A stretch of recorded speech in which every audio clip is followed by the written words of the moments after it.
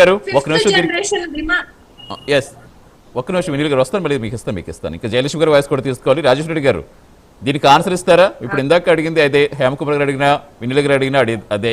కడపలో యువతకు ఉపాధి లేకుండా కంపెనీలు తరలించేస్తారు.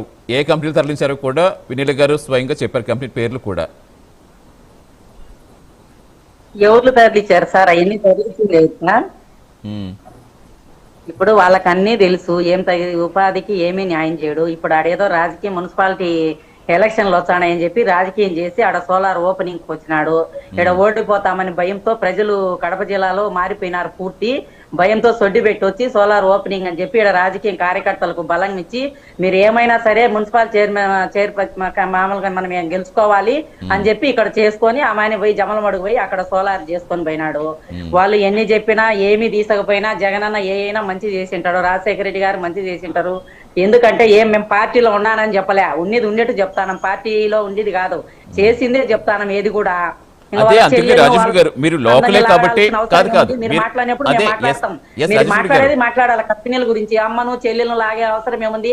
ఈ బుద్ధు కలుసుకుంటారు, రేపు దూరం అవుతారు. నక్షత్రకులు దుర్మార్గులు గొడవలు పెట్టి వాళ్ళని ఎడదీసేదానికి సిద్ధంగా ఉండాలి. ఎవరైనా అమ్మలా కలుసుకుంటారు, వాళ్ళు ఒకటే. మీరు మధ్యలో మనమే మాట్లాడుకోవాలి కానీ అమ్మకాడి చెల్లికాడి పోతే ఇక్కడ మాట్లాడే వాళ్ళు ఎంతో మంది ఉంటారు సార్. ఏ ఫ్యాక్టరీలు అయినా కూడా ఏదైనా కూడా జగన్మోహన్ రెడ్డి ప్రజలకు ఏమీ తీసివేయలేదు, ప్రజలకు మంచిగా చేసినాడు.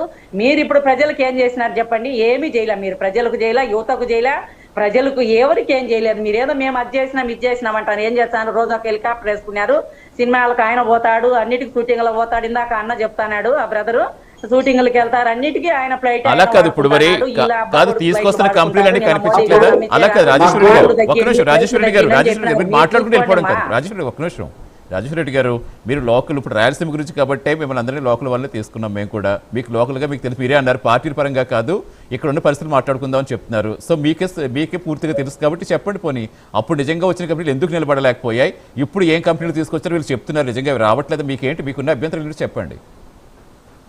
ఇప్పుడు డిఫెన్స్ సబ్ అంటారు, స్టీల్ ప్లాంట్ అంటారు, ఇన్ని వస్తున్నాయి కదా అక్కడికి, ఇన్ని వస్తున్నాయి కదా, ఇన్ని ప్రారంభిస్తున్నారు కదా. జగన్మోహన్ రెడ్డి గారు కదా ఆపింది, చేసింది ఆయన కదా. అన్ని జగనన్న చేసినోటి అన్ని ఉక్కు ఫ్యాక్టరీ కానీ స్టీల్ కానీ ఇవన్నీ కూడా తీసుకుపోయి అమరావతిలో పెట్టాలని చెప్పి తీసుకుపోతే అన్ని కోర్టుకు పోయినాం, అన్నిటికి పోయినాం. అందరికి తెలుసు కదా కడపలో కూడా ఉక్కు ఫ్యాక్టరీ అన్ని ఉండాలని చంద్రబాబు గారు గెలిచినా అని తీసుకొని అన్ని పోయినాడు. కడపలోటి కూడా ఉన్నటి కూడా యువతకు లేకుండా. రైట్ అండి. ఎస్ జయలక్ష్మి గారు నమస్తే అండి.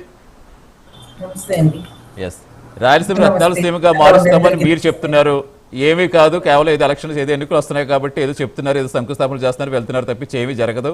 మేము తీసుకొచ్చినవన్నీ కూడా ఎక్కడికో తీసుకెళ్లి పెట్టారని వాళ్ళు ఆరోపిస్తున్నారు. ఏంటి ఇవన్నీ పూర్తిగా అక్కడ ప్రజలకి అందుబాటులోకి వచ్చేది ఎప్పుడు? ఫస్ట్ ఏం చెప్పదలుచుకున్నానంటే, రాయలసీమను రత్నాలసీమగా ఒక వెలుగుతూ ఉండే రత్నాలసీమ ఈరోజు ఫ్యాక్షన్గా పేరు పొందింది. ఎందుకు పేరు పొందింది? ఇలాంటివన్నీ ఆరోపణలన్నీ చేసుకుంటూ పోతూ ఉంటే కొత్త కంపెనీస్ కూడా భయపడతాయి. మన పేరు మార్చినంత మటుకు కాదు, కానీ ఇక్కడ ఉండే ఫ్యాక్షనిజం వాళ్ళకి అసలు కొత్త కంపెనీస్కి సేఫ్టీ ఇంపార్టెంట్. మీరు ఇలా మేము ఇలా అని అనుకుంటూ పోతూ ఉంటే మనకు ఫ్యూచర్ ఇంపార్టెంట్. ఇప్పుడు మనం అనుకున్నట్లు మన ప్రాంతం మనకు చాలా ముఖ్యం.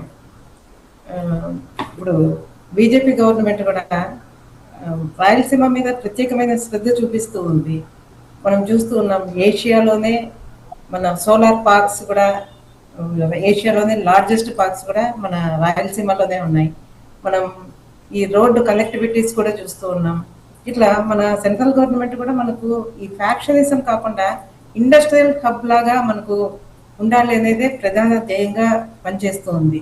సో మనం ఇలాంటి ఆరోపణలు చేసుకుంటూ పోతూ ఉంటే ఇప్పుడంతా సోషల్ మీడియా అన్నీ, ఇప్పుడు నిన్న మనం మాట్లాడే మాటలు కూడా సోషల్ మీడియాలో వెళ్ళిపోతూ ఉన్నాయి.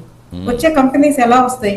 మనకి ఇక్కడ సేఫ్టీ, రాయలసీమ అంటే ఫ్యాక్షన్, అమ్మో మీ వాళ్ళు ఫ్యాక్షన్ అనే స్టేజ్ నుంచి కాదు, ఇక్కడ కూడా లా అండ్ ఆర్డర్ చాలా ఉంటుంది అనేది మనం ప్రజలకి తీసుకుపోవాలి. మనకన్నా ఫ్యూచర్కి, నెక్స్ట్ జనరేషన్స్కి మనం ఏమి ఇస్తూ ఉన్నాం అనేది చాలా ఇంపార్టెంట్. ఇప్పుడు ఆల్రెడీ కూటమి ప్రభుత్వంని మన అందరూ స్వాగతించినారు, ప్రభుత్వం ఏర్పాటు చేసుకున్నారు, అది ఒకటి అయిపోయింది.